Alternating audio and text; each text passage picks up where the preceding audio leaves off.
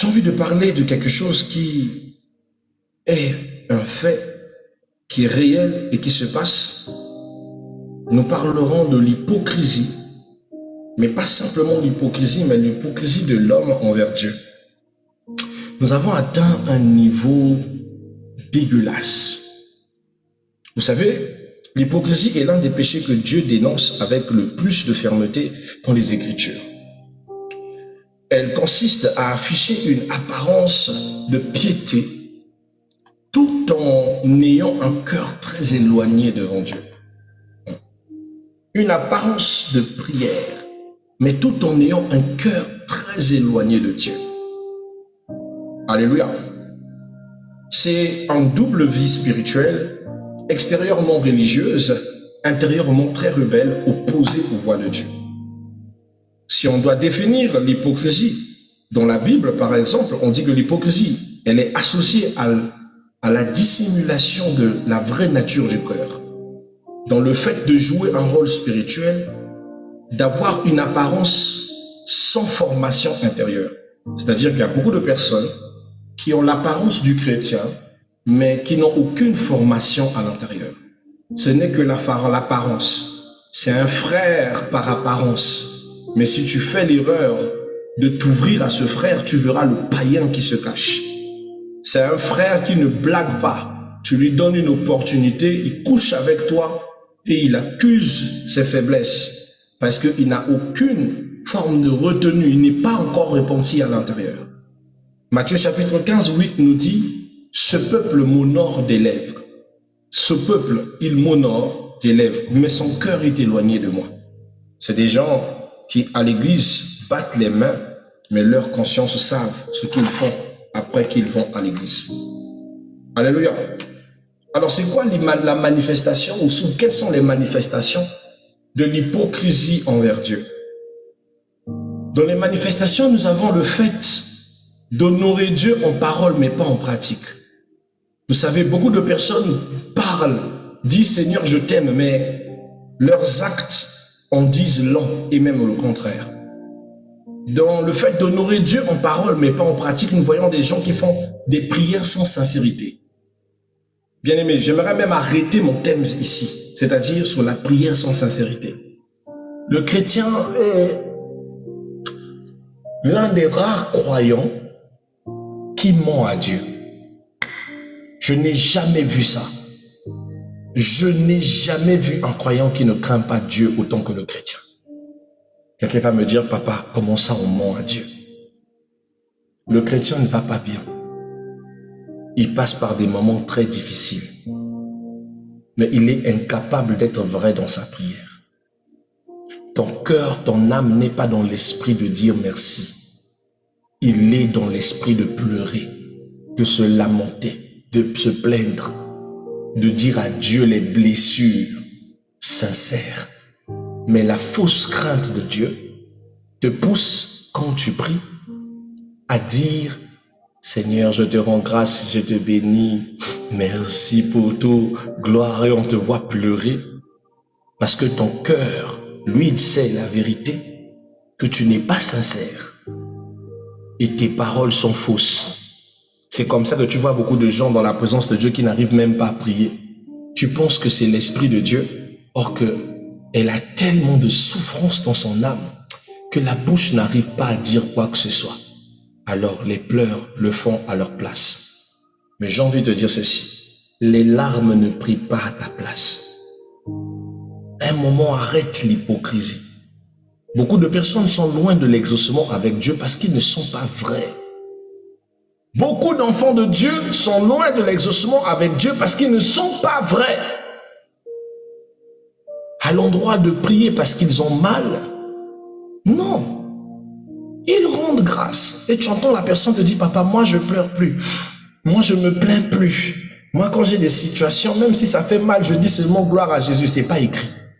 C'est pas biblique. La Bible dit chaque chose à son temps. Ton malheur perdure parce que au temps du malheur, au lieu de pouvoir pleurer et réclamer ou te mettre dans les dispositions de ce temps, toi tu veux porter le temps de joie pendant que tu es encore en malheur. Donc toi, tu es plus que Dieu, quoi. Tu es plus que la saison que tu vis. C'est des fautes graves dans la spiritualité. On annonce à Job qu'il a perdu ses champs, qu'il a perdu ses enfants, qu'il vit un malheur conséquent. Avez-vous vu Job dire « Merci Seigneur d'avoir permis que les malheurs me sont arrivés » Avez-vous vu Job rendre grâce? Ça, c'est pas la parole, ça, c'est les mauvais enseignements. La Bible dit que Job déchira ses vêtements. Il prit la poussière du sol et le versa sur lui. Il dit, malheur à moi, Job, car j'ai offensé Dieu. Il n'a pas accusé Dieu de son malheur, mais il se dit que si le malheur est arrivé, c'est que Dieu est en colère. Forcément. Job a exprimé sa douleur. Il dit, pourquoi? Pourquoi ça m'est arrivé? Pourquoi ce malheur? Pourquoi ces situations? Seigneur, qu'ai-je fait? Seigneur, où es-tu? Il y a des saisons quand ça appartient à la lamentation. Bien-aimé, ne change pas d'attitude. Parce que c'est la lamentation qui est le temps de cette période qui déverrouillera ta situation. Pendant que tu te caches dans la fausse adoration, tu es en train de freiner le changement de saison. Beaucoup de frères passent, ou des sœurs passent beaucoup de temps dans la vallée des souffrances parce qu'ils ne comprennent pas ces choses. Ils sont hypocrites avec Dieu au lieu d'être vrais. Sincèrement, au lieu, tu vois, devant les hommes, tu peux dire tu vas bien, mais tu sais que tu vas mal. Mais devant Dieu, non, même devant Dieu, Dieu te pose la question de savoir, précieuse, ma fille, comment tu vas? Et non, précieuse regarde le Seigneur et dit, Seigneur, merci, ça va, je vais bien. Pendant que dans son cœur, elle a mal. Pendant que dans son cœur, il y a un manque. Pendant que dans son cœur, il y a un souci. Mais c'est quelle marque d'hypocrisie dégueulasse auprès de celui qui sait tout. Vous pensez qu'il vous pose la question en vain? Il sait. Et quand vous lui dites que vous allez bien, il vous regarde. Il attend quand vous en pourrez plus. Il attendra quand vous serez suffoqué. Quand ce problème va devenir tellement fort, là où tu n'arrives plus à faire semblant, tu n'arrives plus qu'au point que tu t'assois même le sol, tu pleures, tu te dis Seigneur, j'ai fait quoi Seigneur? J'en peux plus, j'arrive plus, je suis foutu. Pendant que tu prends la vraie nature de ta situation, là le Seigneur dit voilà ce que je voulais. Là tu n'es plus dans le mensonge, là tu m'adores en vérité, là tu m'adores en esprit. Là, il n'y a plus l'hypocrisie. Là, tu es clair. Là, tu es ce que je veux. Et tu vois, après avoir pleuré et avoir été sincère devant Dieu, deux fois même dans la même journée, une réponse de l'Éternel arrive. Un changement se passe. Et tu reçois la joie. Dieu m'a écouté après avoir pleuré. Et deux fois même après cette prière, tu ressens la paix. La paix à moitié, comme si on avait pris tous tes fardeaux. Parce que c'est ça que la prière est censée faire. Bien-aimé, lorsque vous priez sincèrement, vous sentirez qu'on a pris tout, que vous êtes devenu léger, parce que vos soucis montent vers le ciel. Mais tu as fini de prier, tu es toujours lourde. Tu as fini de prier, tu es toujours angoissé. Tu as fini de prier, mais tu te sens toujours. C'est parce que tu es hypocrite avec Dieu. Tu es fausse. Tu offres à Dieu la fausse adoration. Pendant que tu souffres, tu chantes merci Jésus. Pendant que tu souffres, tu es là, alléluia, menteuse. Laisse les alléluia pour ceux qui ont à dire alléluia. Quand tu es dans la période de lamentation, c'est ta période. Pourquoi tu es fausse comme ça? Tu es hypocrite devant Dieu. On n'a même pas peur, c'est-à-dire qu'on a sauté des niveaux. On n'est plus hypocrite envers les hommes. Maintenant, devant Dieu, on fait semblant. Donc devant Dieu, toi tu fais semblant. Celui qui a les cartes de ta solution. Tu ressembles à un malade. À un malade qui rencontre un médecin. Dont le médecin lui dit, cher ami, ça va? Vous avez besoin d'un traitement? Et le malade regarde le médecin, il dit, non, non, non, non, non, non, ça va, je vais très bien. Et pourtant, il sait qu'il est malade. Pour qu'après avoir tourné le dos au médecin, toute la nuit, qu'il jubile dans la souffrance de sa maladie. Tu penses que ça, c'est de l'hypocrisie seulement? On appelle ça de l'idiotie caractérielle. C'est à cause de ça que le chrétien n'est pas exaucé. La Bible dit, vous priez, vous demandez, Jacques chapitre 5, vous ne recevez pas parce que vous demandez mal. On n'est pas vrai. Et ça, je le vois dans les chrétiens, ils sont fausses. Le Saint-Esprit m'envoie deux fois envers des sœurs. J'ai un message pour toi. Le Seigneur me dit de t'appeler Shalom, la sœur. Shalom, papa. Comment tu vas? La sœur te ment. Papa, ça va, Dieu fait grâce. Des fois, j'ai mal dans mon cœur d'écouter ce mensonge. Des fois, je sens l'esprit qui me dit, coupe l'appel. Elle est inconsciente. Après, je lui dis, pourquoi tu mens? Ça va pas. Voici ce que tu as vécu hier. Voici ce que tu as rencontré. Et c'est elle qui commence à pleurer. Papa, ça va pas. Papa. Hypocrite que tu es. Tu es hypocrite avec Dieu. Tu n'as peur de rien. Tu ne crains rien. Tu as développé une forme de sorcellerie qui est même plus forte que le sorcier. Parce que tu es hypocrite avec ton Créateur. La seule personne à laquelle tu es censé être vrai. Mais tu n'arrives même pas à être vrai avec ton Dieu. Et c'est toi-même tu te consoles. Ça va, Dieu fait grâce, ça ira, ça ira, ça ira. Pendant que ça ne va pas, ça ne va pas. Sois réaliste, ça ne va pas. Les choses n'avancent pas. Ça fait 6 mois que tu fais du surplace. 6 mois que tu fais du surplace. Dis-moi en quoi ça va. À quel moment tu dois prendre conscience que tu dois casser cette hypocrisie? Sinon tes prières, elles ne te servent à rien. Au lieu de prier sincèrement, en vérité. Non, toi tu es là à te mentir à toi-même. Je vous ai dit, ce point, ce n'est que le petit A. Mais pour moi, je peux m'arrêter là. Je peux dire que je ne prêche plus autre chose. Ça veut dire que la prière des chrétiens, c'est... Voilà pourquoi chaque fois que Dieu m'envoie quelque part dans un séminaire, quand je donne des sujets de prière, après Dieu me dit c'est pas ça. Touche ce sujet, touche. Deux fois tu vois une sœur qui vient te demander une prière. Tu demandes à la sœur que je prie pourquoi? Que Dieu protège ma maison, qu'il bénisse mes enfants, qu'il... Or que c'est pas ça. Dis la vérité, qu'est-ce que tu as? Dieu m'a donné mention et mission de venir ici. Ce n'est pas pour... Il m'a dit, va, mon peuple a besoin de toi. Il a besoin de moi. Mon peuple a besoin de moi. Ils n'arrivent pas à prier, ils n'arrivent pas à recommander leurs problèmes sincères envers les hommes de Dieu. Leurs pasteurs n'ont pas du temps. Va prier pour eux. Deviens le pasteur de ceux qui n'ont pas des pasteurs.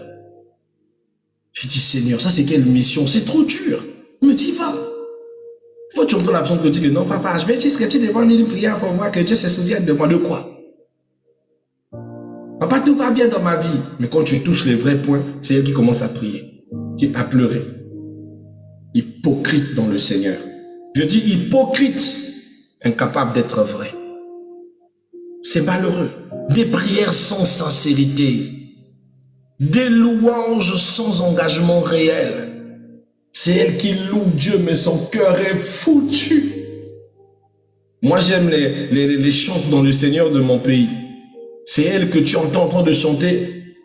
Akumbama, Akumbama. Ah, après, tu l'entends elle-même dire encore Wapio, Wapio, papa et mon frère ou ma soeur. On était dans Akumbama. À quel moment on laisse Akumbama pour aller dans Wapio? C'est-à-dire que c'est plus fort qu'elle. Elle a essayé de lutter, mais l'adoration lui a ramené dans les sentiments de son cœur.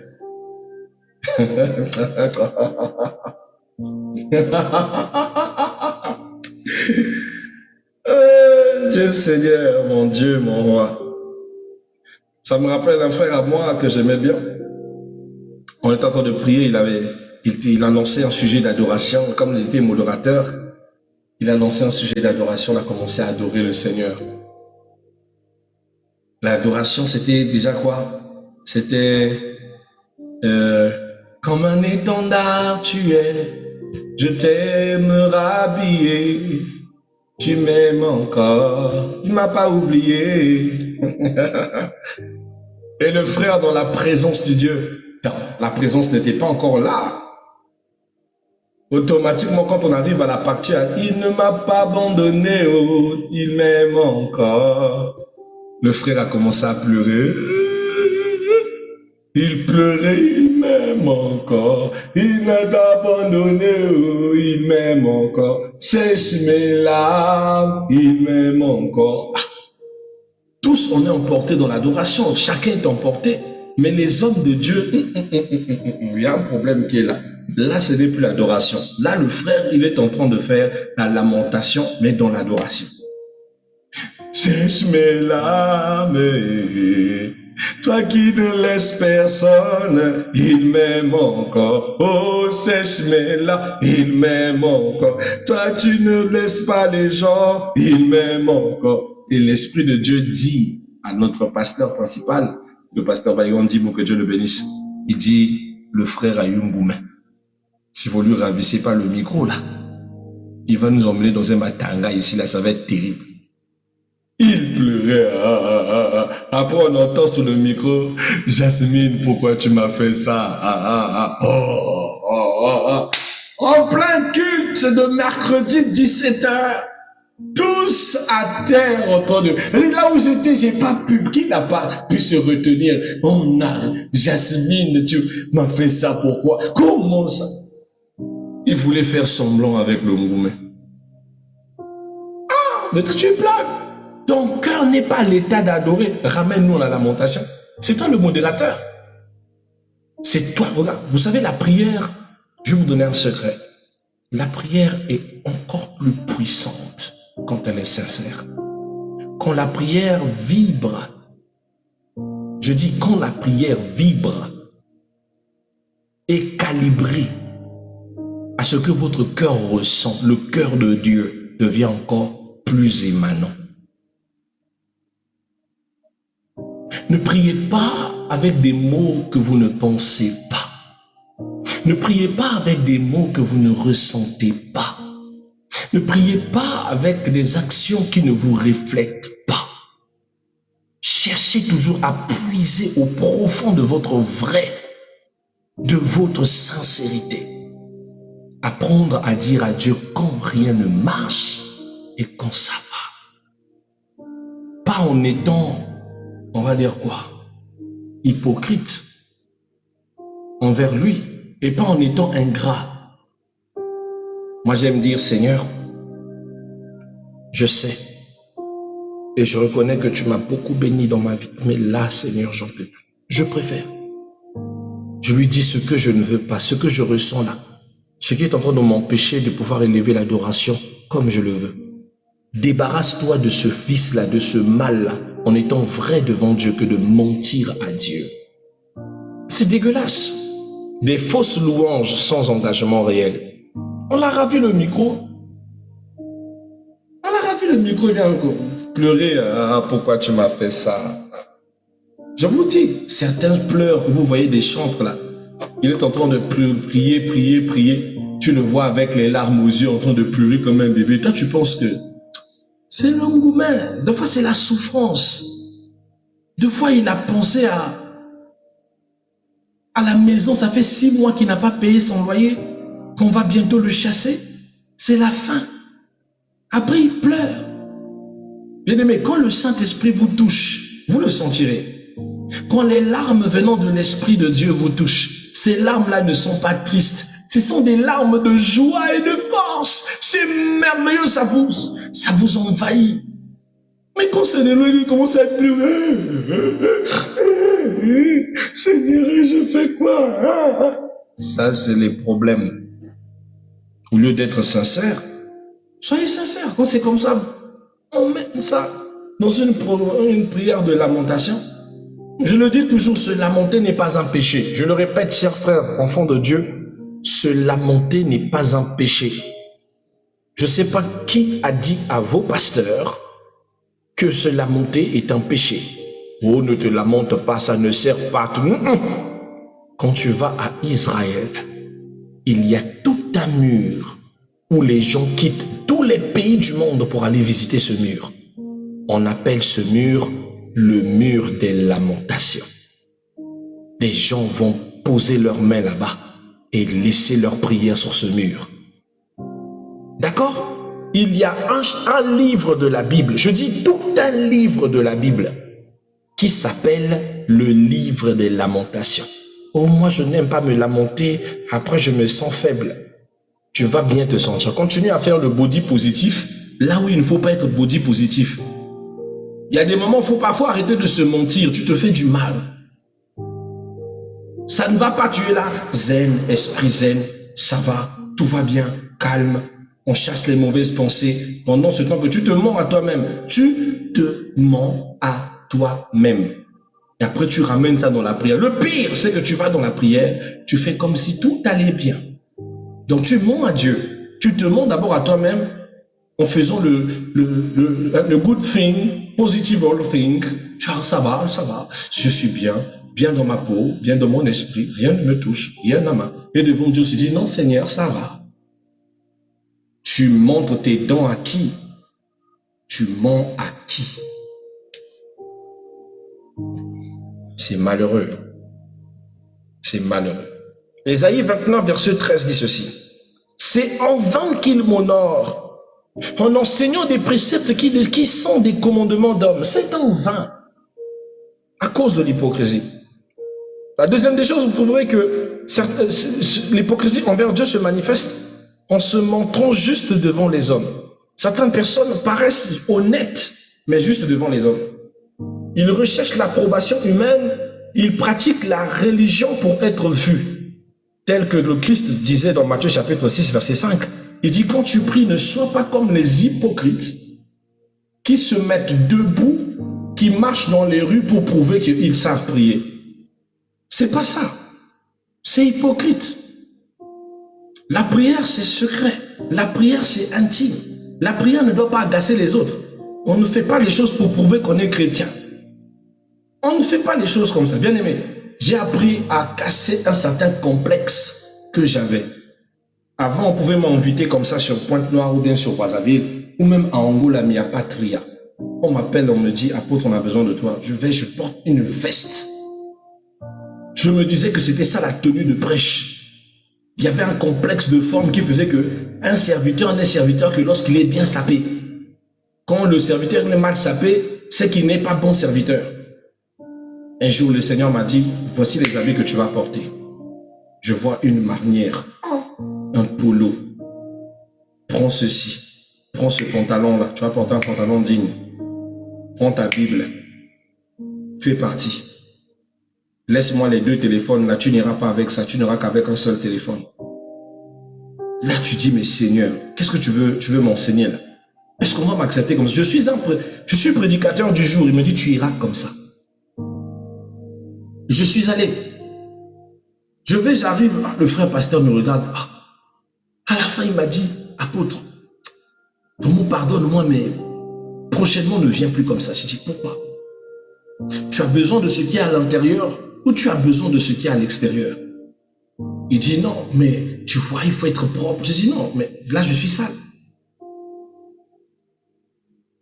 Donc pour toi, la religion, c'est que j'ai l'apparence, mais je n'ai pas le fond. Jésus-Christ a laissé une tenue spéciale pour prêcher. Voilà comment beaucoup de chrétiens sont intimidés. Ah, le pasteur là n'est pas en veste, c'est que ce n'est pas un bon pasteur. Ah, ce pasteur-là n'a pas porté le col pastoral. Il n'est pas un bon pasteur. Ce pasteur-là, comment il peut venir prêcher en chemise? Quand il prêche avec un bras cassé?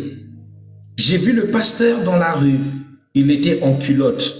Et après, il n'a pas le droit de prendre l'air. Il est humain, puis pensons, il n'est pas en culotte à l'église. Voilà pourquoi moi, je vais te scandaliser. Sincèrement, tu me rencontres, tu seras scandalisé. Si je suis chez moi, je suis dans mon quartier. Non, non, non, je mets mon petit baggy, je suis tranquille avec mon bras cassé. Je prends de l'air. Je n'aurai pas chaud à cause de toi. Ah, vous voyez mes prédications en ligne. Je suis soit comme ça. C'est rare même que je sois en veste. Très rare. Mais pourtant, les vestes sont là. Le Seigneur m'a tellement cassé cette forme de crispation que j'ai compris que le vrai, ce n'est pas l'habit, mais c'est ce qui est à l'intérieur de l'habit. Tant que je ne suis pas mal habillé, je ne suis pas, quand je dis mal habillé, c'est-à-dire que les parties de mon corps ne sont pas exposées, que je ne montre pas mes courbes ou mon ventre, je suis bien habillé. Donc arrêtez les complexes. J'ai pas pu aller prier parce que tous mes habits étaient sales. Ce que tu as porté sur toi est sale. J'ai pas pu aller à l'église parce que je n'avais pas ceci. Hypocrite. Tu fais des choses pour prouver aux gens. Tu veux aller à l'église bien sapé pour que les gens pensent que tu as réussi dans la vie. Là où les gens vont à l'église pour chercher Dieu, pour leur bénir, toi tu veux aller à l'église pour faire le proving. Tu vois pas souvent que, je vous dis le chrétien est l'un des croyants les plus maudits sur la terre. Excusez-moi, c'est vraiment des maudits. Parce que c'est des gens qui veulent mentir, même devant la présence de Dieu. Ils veulent être fausses. Ils ne veulent pas assumer ce qu'ils sont. Il y a même d'autres frères dans le Seigneur, quand tu lui dis, vous parlez et n'assume pas la pauvreté de sa famille. Mais il faut accepter. Il faut accepter. Gédéon d'Abiezer était de la famille la plus pauvre d'Élézer. Il était de la famille la plus pauvre d'Abiezer. Mais est-ce que ça n'a empêché que Dieu bénisse Gédéon? Que Dieu élève Gédéon? Soyez humble, acceptez votre nature. Arrêtez de mentir sur ce que vous n'êtes pas. Arrêtez de mentir. Le pire, c'est que on ne le fait plus qu'avec les hommes. On le fait maintenant avec Dieu. Même devant Dieu, tu fais genre. Même devant Dieu, tu fais genre. Un jour, je suis allé prier. J'avais un programme à ICC. Et je suis allé participer à ce programme à ICC. Et j'entendais un bien-aimé qui priait. Oh, si tu écoutes le français rocambolesque qui sortait là-bas. Oh Seigneur, Père, notre Dieu, toi qui changes les tempêtes, toi qui calmes les vents, Le Seigneur me dit, ce n'est pas comme ça qu'il prie quand on est à la maison. Ah, comment ça? Quand on est à la maison, c'est fou Nzambi, Nzambi et tout. Mais ici, c'est Chorobi sur ma tête qui veut mettre. Ah. Je me suis rapproché de ses frères. J'ai dit, l'Éternel m'a dit, retourne dans la langue que vous avez l'habitude de parler quand vous êtes à la maison. Il me dit comment? Il dit, à la maison, tu pries dans le dialecte. Pourquoi ici tu veux changer? Pourquoi ici? Il a souri, il a tellement souri qu'il a ri. Il a tellement ri. À la fin, il m'a dit, apôtre, mais c'est la honte. Comment je veux me lever ici à ICC? Devant tout le monde ici.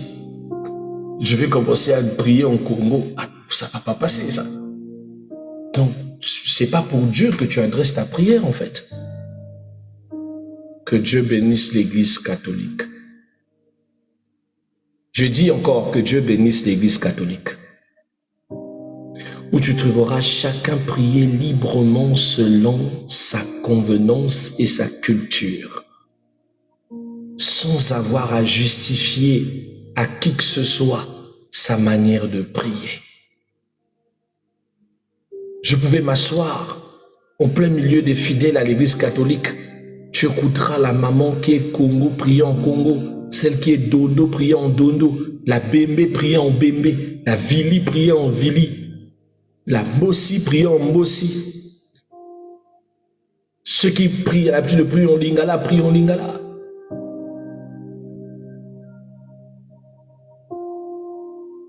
Pas d'hypocrisie dans la présence de Dieu.